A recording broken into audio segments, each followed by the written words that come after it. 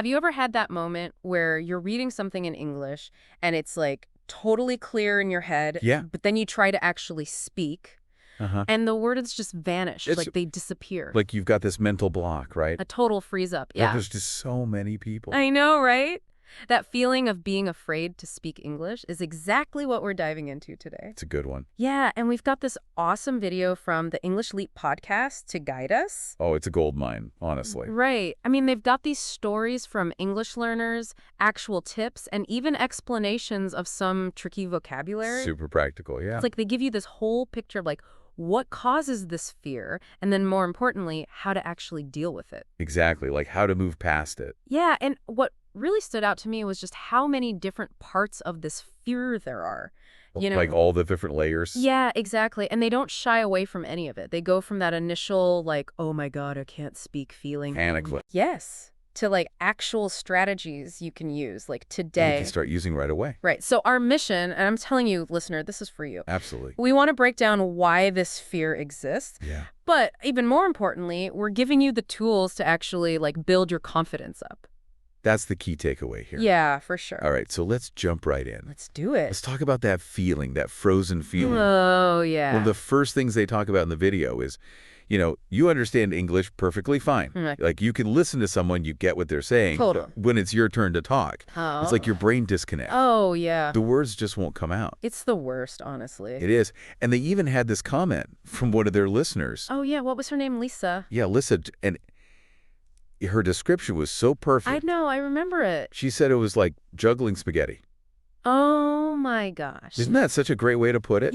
It is, because you have all these separate pieces, Yeah. Like the grammar, the vocabulary. That's all in there jumbled up. Exactly. Jumbled up. But trying to actually use it all together, like in a real conversation, it's just chaos. It's overwhelming. Holy hope. And what's interesting is even people who are fluent, even in their own native language, Really? they have those moments too, No way. Yeah, where they just like fumble over their words. I guess it makes sense. I never really thought about it that way. Like Evan, the co-host, he tells this story about being in a coffee shop. Oh, yeah, I remember that. And the barista asks, like, for here or to go. The classic question. And he just blurts out, yes. And nothing else? Nope, just yes. I mean, I've been there. I've done that. Right. But the point they made, which I thought was really important, What was it? was that, like, nothing bad happened. Oh, right. The world didn't end. It was just a funny little moment. Awkward, but you move on. Exactly. And I think that applies even more when you're learning a new language. Because you're already, like, nervous about making mistakes. Right. And this leads us to, like, the root of that fear. Mm-hmm. Let's get into it. They talked a lot about that little voice in your head, the one Oh, I know it all too well. that pops up and starts with the what ifs. What if I mess up? What if they don't understand me? What if they laugh? It's the worst. Yeah, that voice could be so powerful. It can be really paralyzing. It can, but the host's often a different perspective on that fear, and I think it's really liberating. Oh, I'm all ears. What did they say? Well, they basically said that most people aren't really paying that much attention to our mistakes. Oh, really? Yeah, like they're usually more focused on their own stuff, their own thoughts. Okay, yeah, that makes sense. Right. And if you think about it, when you're talking to someone, are you, like, analyzing their every word? No, I'm just trying to understand what they're saying. Exactly. And even more than that, they said that a lot of people actually appreciate the effort you're making. Oh, like when you try to speak their language. Yeah, exactly. Like it shows you're trying to connect with them. Aw, that's kind of nice to think about. Right. They even gave this example of just saying thank you in a new language. Oh, I get it. People usually respond really positively to that, even if it's not perfect. A little smile, a nod. Yeah, it's a small thing, but it shows that most people are actually pretty kind and understanding. It's like those basic human interactions are usually positive. Exactly. So, everyone feels this fear, but what exactly causes it? Yeah, let's break it down. What are the things that make us so afraid to speak English? Right, because it's not just a general fear. It's like specific things. Exactly. And the podcast really dives into some of those specific sources. Okay, so what's like the number one thing? Well, I think a big one for a lot of people is just not having enough vocabulary. Yeah, that's a classic. You have an idea, you want to say something, but you just don't know the words. It's like you're missing those key puzzle pieces, right? Exactly. They use that analogy, like you've got the picture in your head, but you're missing some of the pieces to put it together. And that can be super frustrating. It is, because you understand you have the thought, but you just can't express it. Yeah, and then, of course, there's the grammar part. Oh, yeah, the grammar anxiety. The dreaded grammar rules. Right, like are you using the right tense? Is the word order correct? It's like you're walking on eggshells. It can feel that way. But Honestly, most of the time, even if you make a mistake, people still understand you. That's the thing, right? The meaning usually gets across. They told this funny story about someone in Spain who wanted to ask for a bookstore, Uh-huh. but they accidentally said library. Oops. But the person they were talking to totally got what they meant. Context is everything. Exactly. They pointed them in the right direction, no problem. So perfect grammar isn't always necessary.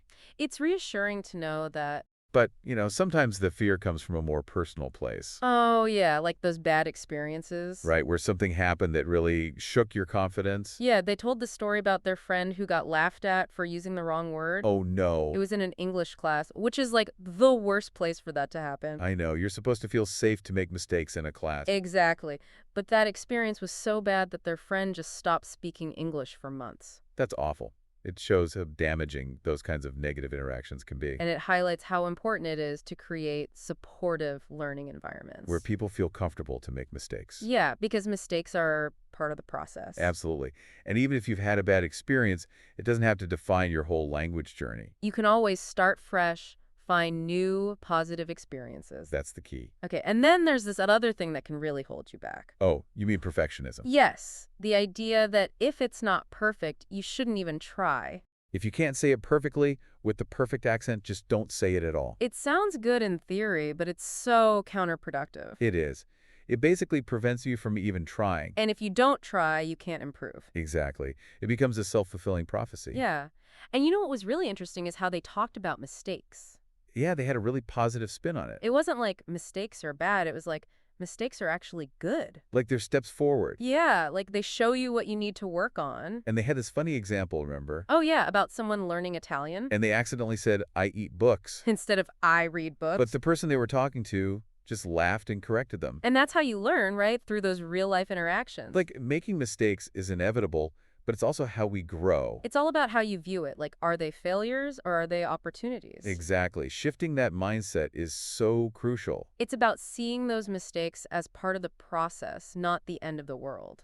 Yeah, and focusing on the positive even when you stumble. Which is, like, easier said than done, right? It is. It takes practice. So how do you actually, like, change your mindset? The hosts shared some of their own experiences with this. Oh, yeah. What did they say? Well, Evan said that for him, the turning point was realizing that every conversation was practice. Oh, that's interesting. Like, it wasn't about being perfect. It was about just getting the reps in. Like, the more you talk, the better you get. Exactly. And Amelia talked about celebrating small wins. Oh, yeah. I love that idea. Like, did you order your coffee successfully? Did you understand that podcast episode? those little moments of, like, yes, I did it. Right. Those small wins can really build your momentum. Because they show you that you are making progress. Exactly. And that positive reinforcement can be really powerful. It's like, okay, I can do this. You start to believe in yourself more. And then you're not as afraid to try new things. And that's the whole point, right? To keep moving forward. Okay, so we've talked about the fear, the mindset. Yeah. Now let's get to the good stuff. The practical The tips. stuff you can actually do to start overcoming this fear. All right, let's dive in. What do you think is a good place to start? Well, they really emphasized self-practice. Yeah, like doing things on your own before you even talk to anyone else. And they had this one technique, the mirror technique. Oh, I love this one. It's literally talking to yourself in the mirror. It might sound a little weird, I know, it feels weird at first. but it's a really safe space to practice. Yeah, you're not being judged. You can just try things out. You can work on your pronunciation, see your facial expressions, get comfortable with your voice. And it's also great for practicing intonation, like the way your voice goes up and down. Right, it's all about getting comfortable with the physical act of speaking. And then, once you've done that for a while, you can move on practicing with someone you trust. Like a friend or a family member who's supportive. Someone who won't make you feel bad if you make mistakes. Yeah, someone who just wants to help you improve. And the hosts had some really sweet examples of people practicing with their loved ones. It's like building that initial confidence in a really safe environment. And then from there, you can branch out to like conversation groups. Yeah, where you can practice with other English learners. They mentioned looking for local groups in your community. And even starting by just listening, if that feels more comfortable. Yeah, you can ease into it at your own pace. And as you get more confident, you can start participating more. And for building fluency, they had this really simple but effective exercise. 5 minutes a day, describing random objects. That's it. That's so doable. It is, but it forces you to use your vocabulary. And it helps you figure out which words you still need to learn. Exactly. And then there's shadowing, which is a super cool technique. Can you explain how that works? Sure. So you basically listen to someone speaking English, like in a podcast or a video, Okay. and then you repeat what they're saying right after them. Oh, like an echo. Exactly. It helps you pick up on the rhythm and intonation, the way native speakers actually sound. That sounds really useful. It is. It's like training your ear and your mouth to work together. Oh, and they also talked about preparing for specific situations. Right, like common scenarios you might encounter. Like ordering food at a restaurant, Asking for directions. introducing yourself to someone new. If you rehearse those situations beforehand, you'll feel more confident when they actually happen. Because you'll have some phrases ready to go. Exactly. It takes away some of the pressure. And then there's the recording yourself thing, which I know some people hate. It can be a little daunting. But they made a good point about it. Yeah, it's a way to track your progress objectively. You can hear how you sound to other people. And you can pinpoint specific areas to work on. Like maybe your pronunciation of a certain sound. Exactly. It might be uncomfortable at first, but it can be really motivating. Because you can actually hear yourself getting better. And that can boost your confidence a lot. And then, of course, there's the community aspect. Yeah, finding other people who are learning English. It's so important to not feel alone in this process. Right, because everyone struggles, everyone makes mistakes. They really emphasize joining language learning communities. Whether they're online or in person. It's a place to get support, share your experiences, and just feel understood. And finally, they talked about consistency. Ooh, that's a big one. It's not about doing a lot all at once. It's about doing a little bit regular. Like those 5-minute exercises we talked about. Exactly. Even small efforts, if you do them consistently, will add up over time. And that's how you build lasting progress. It's about the long game, not the quick fix. Okay, so before we wrap up, they had this segment with a vocabulary expert. Oh yeah, Charlotte. She explained some of the trickier words and phrases they used. It was really helpful. I think we should do the same for our listeners. Yeah, making sure everyone's on the same page. Okay, so first up we have leap over. Which means to overcome a challenge, to get past something difficult.